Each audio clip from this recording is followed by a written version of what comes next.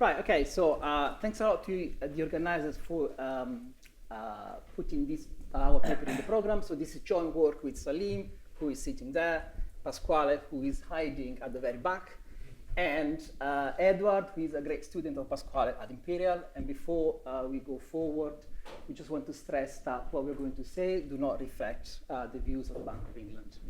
So what do we do in this paper? In this paper, we study the importance of financial connections in determining exchange rates. In particular, what we're trying to see is how a trade shock is going to impact exchange rates when it goes through a financial network. So that's the kind of idea that we have in mind, okay? And the kind of innovation that we bring is the distinction between what we call a direct and an indirect connection, okay? And we will formalize that in due course. Intuitively, what is a direct connection? In our framework, a direct connection is going to be the intermediation capacity between my own country, say the euro area, and its own trading partners, its own direct trading partners, okay?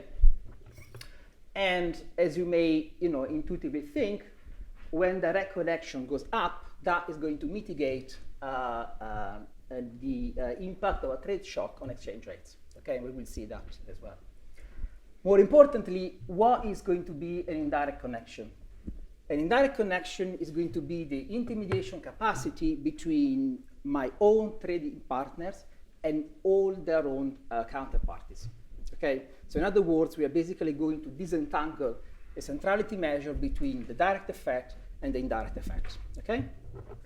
And the main point that we want to bring is that a priori it's going to be unclear whether and how an indirect connection is going to impact exchange rate when a trade shock actually takes place.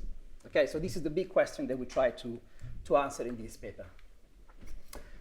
A summary, so what do? We build a very simple model that relates indirect connections to future exchange rates. Effectively what we do, we extend the seminal paper by Gabaix and Maggiori, 2015 on the QJE. And what we're going to do, we're going to use cross-border banking claims and liabilities from the restricted locational banking statistics, which is given by the BIS. Okay, and we're going to use that kind of data set to bring our network, so to build our network. And then we're going to build eigenvector centrality, and we're going to use that to isolate direct and indirect effects. Okay, so this is the kind of idea. And what are the main findings? The main findings is that a higher indirect connection is either going to mitigate or amplify a trade shock, the impact of a trade shock on a future exchange rate, depending on where the shock actually comes from. So depending on whether it's a foreign or a domestic shock, respectively. Okay, so we're going to have basically different signs in the regressions. So let's look at a simple version of the model, just to fix the ideas. We're going to consider effectively 3 countries. We have the US, we're going to have Japan, and we're going to have the Eurozone. These 3 guys can trade with each other without any restriction. But when it comes to capital flows, capital can only flow from the US to the Eurozone and vice versa, and from the US and Japan, vice versa. There is no capital flowing between Japan and the Eurozone, which basically means that the direct connection between Japan and the Eurozone is 0. This effectively means that you put in 0 restrictions in your agency matrices, okay? So basically, capital can only flow from the Eurozone to Japan through the US.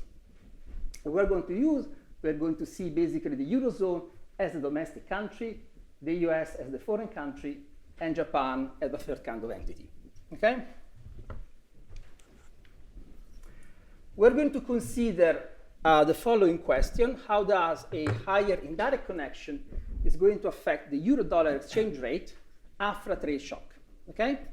And we're going to consider 2 kinds of trade shocks. So the first one is a positive trade shock that originates in the US.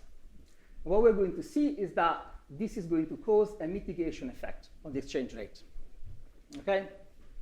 On the other hand, we're going to see the second scenario, which is a negative trade shock in the Eurozone. And this, we will see, is actually going to amplify the effect of the shock itself. So let's look at the first scenario. Okay? So we are here.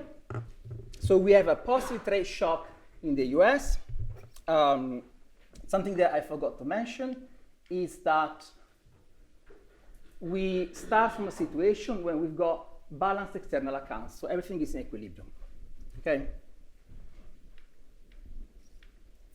Now, this is the first scenario. So there is a positive trade shock in the US, which basically means that the trade balance of the US improves. And as a consequence, the trade balance of the Japan and the Eurozone actually deteriorates.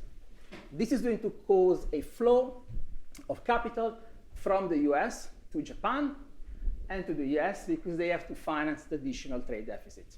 Okay? Now, as a consequence, what happens is that the euro is going to depreciate today and is going to appreciate tomorrow to basically allow financiers to make money. The other thing that you probably get intuitively is that if the direct connection between the US and the Eurozone actually goes up, which basically means the capital can flow more easily from the US to the Eurozone, actually this is going to have a mitigating effect on the depreciation of the euro with respect to the dollar. Okay? And this is what we state in our lemma 1 in the paper.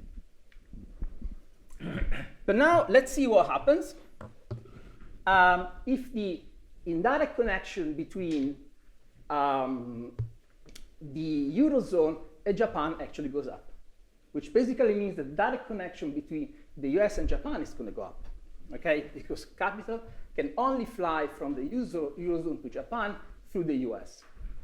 If that is the case, more capital will fly from the US to Japan, less capital will fly to the Eurozone, and this is going to actually cause a mitigating effect on the depreciation of the euro. Okay? Let's now look at the second scenario, which is a trade shock that happens domestically, so at home. So once again, we are going to start from the Eurozone. The Eurozone has a negative trade shock, which basically means the trade balance of the US and the trade balance of Japan is going to improve, whereas the trade balance of the Eurozone is going to deteriorate, okay? But clearly, once again, if the direct connection between the US and the Eurozone is going to improve, this is going to mitigate the depreciation effect on the euro. Once again, let's see what happens now if you improve the indirect connection between the Eurozone and Japan, okay? So in this case, what it means is that a lot more capital can flow from Japan to the US, and the same kind of strength is kept from the US to the Eurozone, so a lot more capital will fly to the Eurozone, and this is going to amplify the depreciation of the euro. Okay? And this is what we have in our proposition 1. So once you basically have the theory, okay, this is a stylized version of the theory, we're going to bring it to the predictions. And the first prediction is the following. So an increase in a country's indirect connection is going to mitigate the impact of a large negative import demand shock abroad, this is what we saw before, on its future exchange rate. So in other words, in the pattern regressions that we're going to see at the end, you should see a negative regression coefficient. Okay? The second prediction that we have relates to the import demand shock at home, in the home country. So an increase in a country's indirect financial connection is going to amplify the impact of a large positive import demand shock at home on its future exchange rate, okay? Which basically means that generally you should expect a positive regression coefficient, but this effect is going to go asymptotically to 0, let's say, if the country is small, which basically means that in the countries that we classify as small in our system, this coefficient is actually going to be insignificant. So this is how we bring the theory to the data. The data, just a snapshot. So what we have is the following. We have cross-border banking activity from the BIS. So we use the restricted locational banking statistic by residence, which runs in our sample between December 1983, which is a standard starting point, and December 2019. So this data are quarter. What they do basically, they aggregate cross-border financial claims and liabilities of international banks located in a certain number of reporting countries against their counterparties. So this is different from what Angelo showed before. Here we're working at locational basis and not nationality basis, just to give you, the comparison between the two. And the other important thing is that these claims and liabilities are by currency of denomination. Okay, so just to give you an idea of the data set. And when it comes to the exchange rate, these are taken from data stream. It's very standard, so we've got daily spot and forward exchange rates for 71 countries. These are defined as units of dollars per unit of foreign currency, which basically means that when the exchange rate goes up, the dollar depreciates. So that's the kind of idea. And we take the sample end of month rates to cover the matching period. Okay. Now, how do we bring the model to the data? We care about the response of exchange rates returns to import demand shocks, conditional on the level of intermediation capacity. So that's what we are interested in. Okay? So we need to proxy import demand shocks and the capacity of financiers, effectively. That's the kind of idea. So when it comes to import demand shocks, we use a very standard simple factor model estimated by principal components, and we will see some details in a couple of slides' time. To test whether the data that we use are a proxy for the intermediation capacity of a country, I don't have time to go through the details, but effectively we use the granular IV of Gabaix and Gaussian, because basically there is some simultaneity problem there, and we're going to use the cross-sectional variation in the data. So that's the kind of intuition of GAV. Okay? So trade shocks, it's very simple. We take net exports over GDP of a given country J, okay? And so you're going to have basically a panel, okay, for each country within the sample. And we superimpose a latent factor model, okay? What we do, we extract principal components, and then we consider the shocks, epsilon JT, and these are going to be the trade shocks that we saw in the model. So basically, these are the residuals from a latent factor model, okay? Remember that we had different signs in the theory. So a positive shock from the US means that we take the residual as it is. The negative shock in the home country means that we take the negative value of the residual, okay?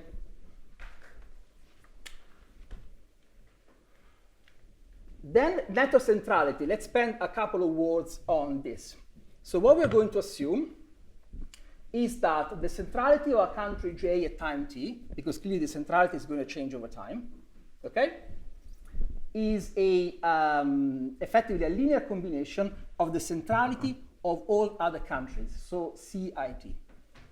And that linear combination is going to be scaled by the inverse of lambda t, which basically means that my centrality depends on the centrality of my peers, but not just on the number of peers, but also on their own importance. Okay, so there is this sort of like circle that we're taking into account. Okay, now matrix A up there is the agency matrix, which is made of the claims and liabilities that come from the BIS. So this is how we map the data to the empirical model. Okay? Now, this is something that may look a bit obscure, but what this is, in a nutshell, is simply the usual spectral decomposition of a matrix. So effectively what you're doing, you're taking lambda t as a given eigenvalue of a matrix. Ct is going to be the corresponding eigenvector. At is the agency matrix which has 0 on the main diagonal, and then you've got the claims and liabilities on the corresponding cells, okay? And what you do, you simply take the largest eigenvalue, which is lambda t, and the corresponding eigenvector. And that is going to be our target measure of centrality, okay? And why do we care about the so-called eigenvector centrality? Because what you can prove is that eigenvector centrality is nothing but the limit of this sequence, this sequence up there. And that sequence is important for the following reason, because the term of order 0 is going to be the measure of direct connection, which basically what it does, it sums all the elements of a given matrix on a given line, effectively. And all the remaining terms are going to be the measure of indirect connection. So effectively what we're doing, we are disentangling the eigenvector centrality between what is direct and what is indirect. Okay? And then clearly, you need to put a cutoff, L bar, but we've done several attempts and the results are very robust. Empirical evidence, and then we're going to be done. So the main regression is going to have future exchange rates on the left-hand side, and then the parameters that we're really interested in are beta, gamma, and delta. Now, beta is going to have the indirect connection of a country J times the positive shock from the US. So that's one of the implications that we had, one of the testable implications that we want to look at. Gamma is going to look at the indirect connection times interact with the negative shock at home. And then delta is going to look at the same, so the indirect connection interacted with the shock at home only when the country is large. Okay? And the country in this regression is going to be large if it accounts for at least 5% of the global trade. So effectively, you think about it like a dummy, which is going to be equal to 1 if that country accounts for more than 5% of global trade. And then we control for many things like financial openness. We look at the forward premium, trade centrality that some of you in this room basically worked on, and so on. Okay? And these are the results. So the results are consistent with what we would expect. So the indirect connection, when interacting with the positive shock in the US, does have a negative sign, which is what we wanted from the theory. Okay, so that is consistent. The indirect connection, when interacting with a negative shock at home, is not significant. So that would be the third line here. It only becomes significant when the country is large. Basically, what we're saying is that a shock at home is important only if the country is large enough. That's the kind of intuition. Okay, and this is robust, across several model specifications that you may have.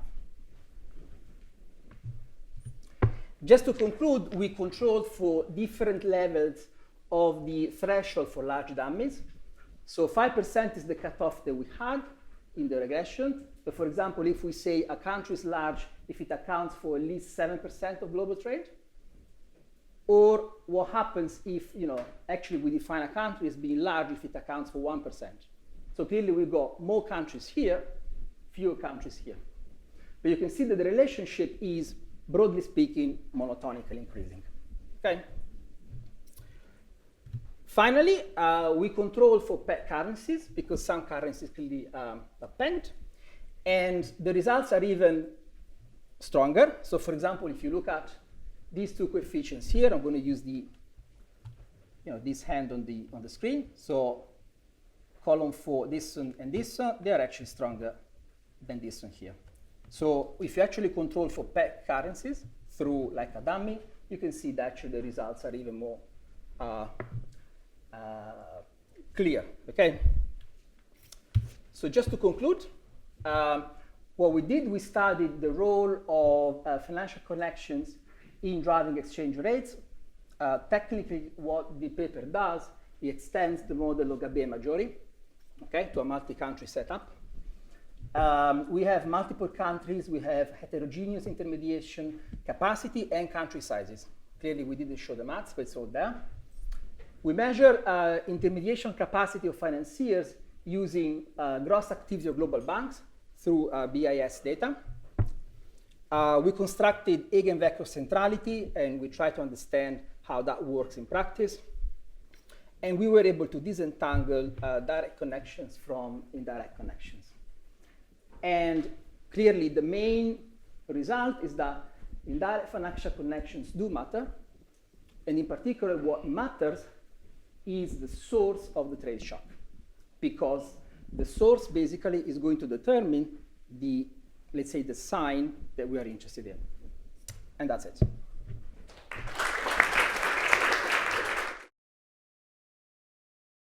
So I've noticed this morning that I have about 40 overlays, so I'm going to preemptively invoke the clemency of the session chair if I happen to go 1 or 2 minutes over time. I'll try to stick with the 10 minutes. So there's a lot to like in the paper, and as I was mentioning, not nearly enough time to go over it all. So let me just jump to what I think is the main question that the paper is after, which is why and how do indirect financial connection matters? We know a lot about why direct financial connections matter, but the indirect scope of financial connections is less understood. So for the purpose of my discussion, I'm going to be using the same baseline three-country setting that Daniele was also mentioning during his presentation.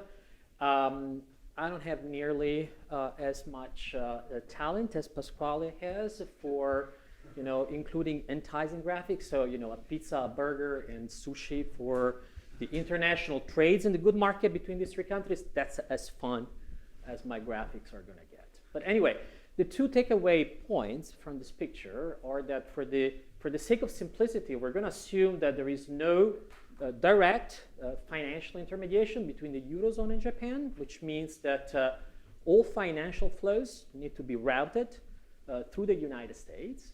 And I'm also here going to assume that there is more intermediation capacity happening between the United States and Japan, which graphically I'm going to capture with a bigger bank, that specific node.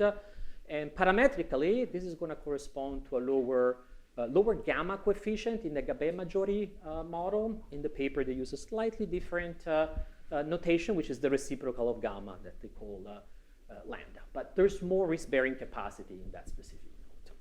Okay, so now let's pretend that we are at the end of 2024, early 2025. There is a large increase in US imports, possibly anticipation of the tariffs that eventually were levied.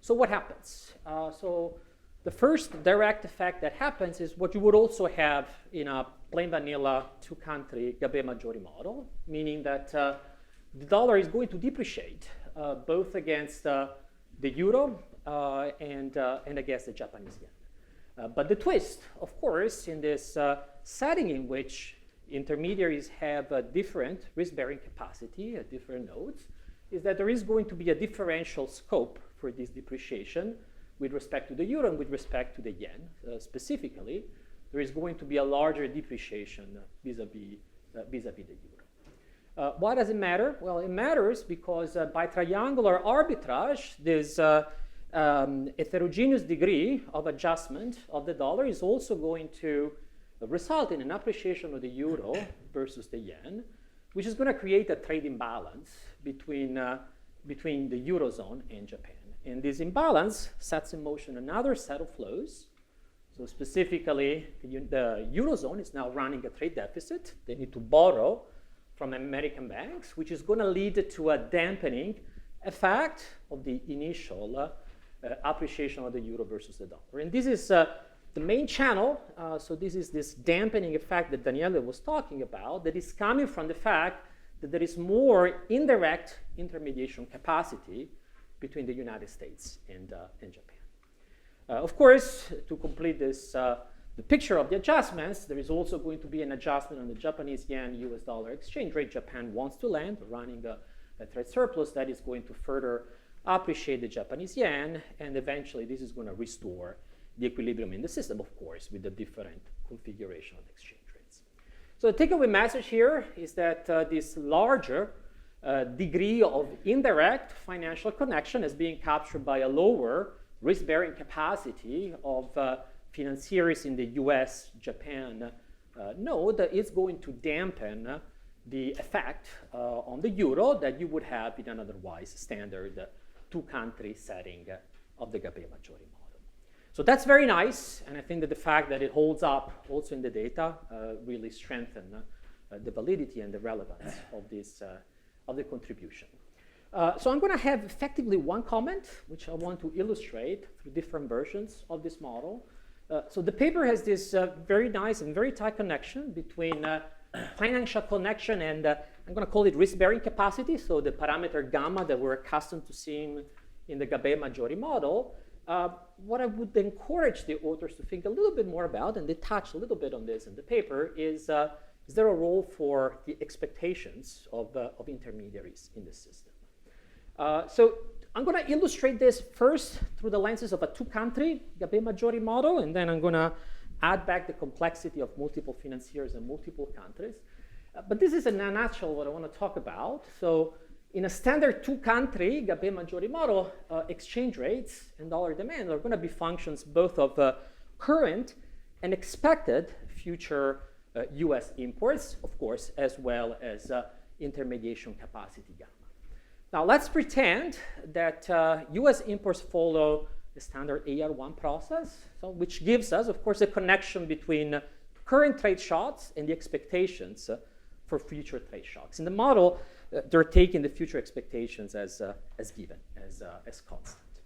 So what happens? So the paper is interested in studying the response of the dollar exchange rate, for example, to an import shock. Well, the sign over there is always positive. That doesn't really hinge on any specific assumption about future expectations. But the cross derivative, the extent by which the exchange rate adjusts in response to a trade shocks relative to risk-bearing capacity gamma, well, that depends on the future expectations. In fact, in the simple example in which there is no connection between current trade shocks and future expectations, namely this autocorrelation of rho is equal to 0, the sign of that derivative is positive. That coincides with what the authors talk about in the paper. But if there is some connection, so if this rho is larger than 0, so if the current trade shocks do have some implications for future expectations, then the sign of this derivative can flip sign. It would also be equal to 0, and so it's not really clear how risk-bearing capacity really impacts exchange rates because there is this additional scope that is coming into play through the expectation. Right. So why does it happen? It's actually straightforward to see why this happens. If you go back to the equation for the US dollar demand, you can see that that depends both on risk-bearing capacity gamma and on expectations. Right. So you can have this situation, this knife-edge case, in which trade shocks are perceived as permanent or near permanent, so rho is close to 1, well, that's going to be a situation in which you can have as much risk-bearing capacity as you want, so gamma is as low as you want, but since this expectation for the change in US imports is very close to 0, the financiers are actually going to absorb a relatively small amount of the trade imbalance between countries. So again, I don't think this is a huge issue for the paper, but I encourage to include additional specifications that account for the role of expectations. I don't think it's a huge issue because this autocorrelation, so trade shocks are likely to be stationary, so rho is likely to be smaller than 1. So I really think that at most this is going to account for the size, but not for a change in the sign of your relationships. Now, of course, you might say this is a two-country setting. What happens when we go to a multiple country, multiple financier setting? Let me bring in some data here. This is US current account data. I'm going to take that as a proxy for the US trade balance. We all know about the deterioration of the trade balance during the last few years, the last few quarters.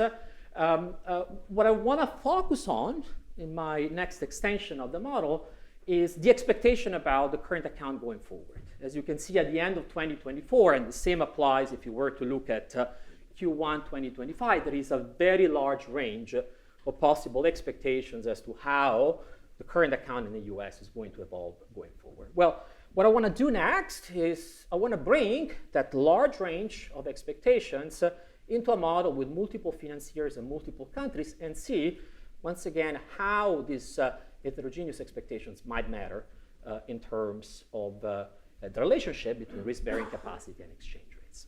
So this is the same picture that I was showing you before with just a little twist, which is I've added a third bank, the red bank over here. I'm going to call it Citigroup to map it into some of those expectations that I had in my previous slide. And Citigroup here is a very specific, It's a very specific intermediary because I want to think about this as a global hub, as a global intermediary that facilitates trade across all countries, US, Japan, and Eurozone. The other two banks are unchanged. They're going to be quote-unquote specialists of intermediated transactions between a specific currency pair. And I've added some names, again, to map it into the expectations that I had before. I'm going to feed through the same US import shock as before, and I'm going to track the effect on the euro-dollar exchange rate over here. Baseline case, I'm assuming here that the expectations is that the shocks are permanent, and so there's going to be no change in the current account going forward, which results in a depreciation of the dollar vis-a-vis the euro. This is what happens if we feed in this expectation by Citibank that the shock is actually transitory and it's going to revert back. That's going to dampen the effect.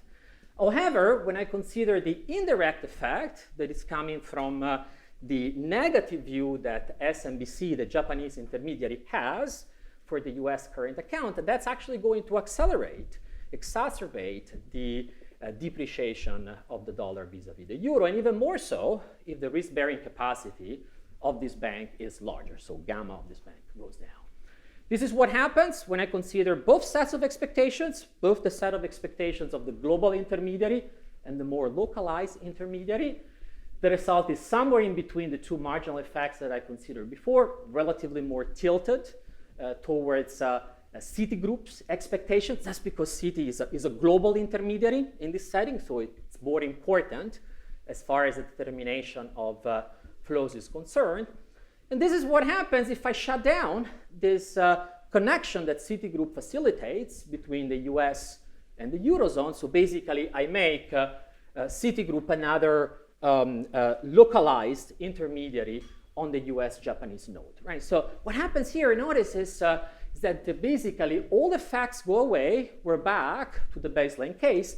That's because in this case, you have two intermediaries in this indirect node between the United States and Japan that have the same absolute expectations about future current account evolutions, but with opposite signs. So effectively, they're going to be trading against each other, and they're not going to be absorbing any trade imbalance between the other countries. So this is just to say that I completely agree with the authors that indirect risk-bearing capacity does matter. That's the central focus of the paper.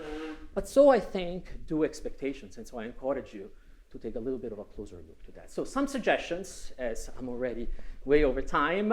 I would like to see some robustness of your results to including some measures of expected imbalances. And so I think that one way to do that would be to interact the centrality measure that you're currently using, that is based on gross positions and that is aimed at capturing the heterogeneity in the risk-bearing capacity.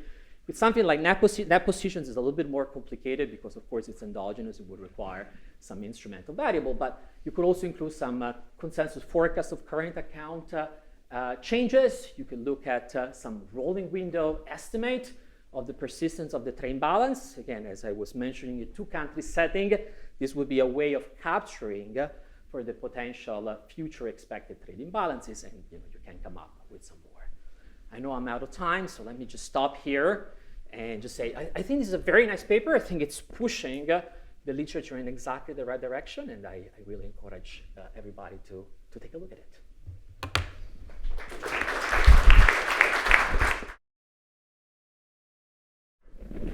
Yeah, so I fully agree with your point. That expectations are something that we have to think about. You know, mathematically they're not in the model, but the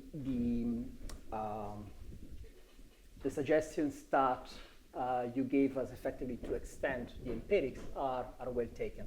To be honest, I personally, so I'm taking my own responsibilities, I will have to think about all of them, but certainly they really give us a path forward. So thank you. Yes, okay.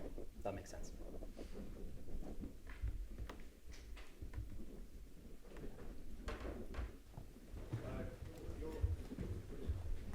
Yeah. Just clarifying question. Your A matrix is non-negative? Okay.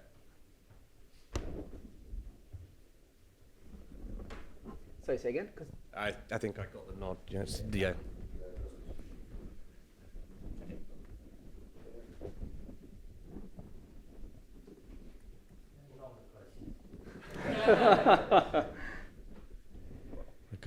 I could tell you why it matters, but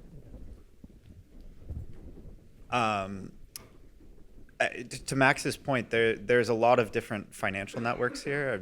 Maybe you could comment on why you chose the BIS bilateral network. I mean, there's another large component of NFA that is all the gross portfolio positions, or net portfolio positions for that matter.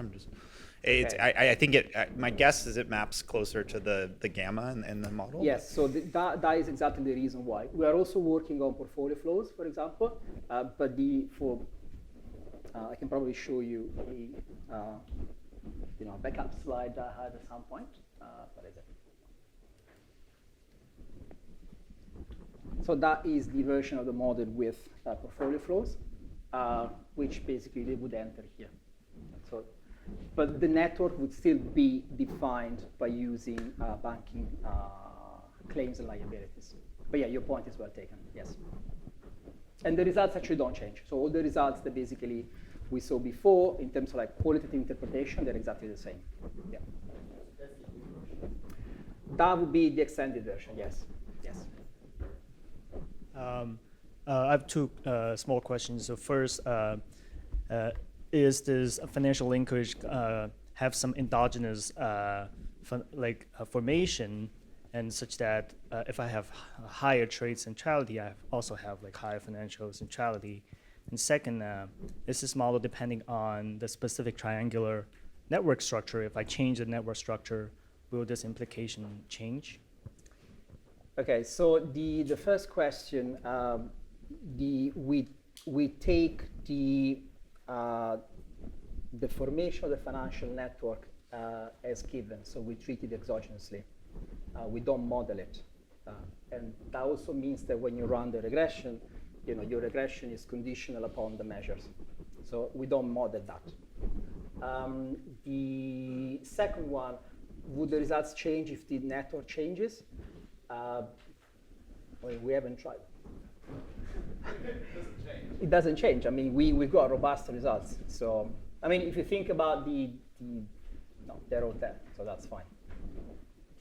So great paper. Just two quick questions. So one is I'm a little bit unsure where the GIV comes in. So if you could explain a little bit more detail.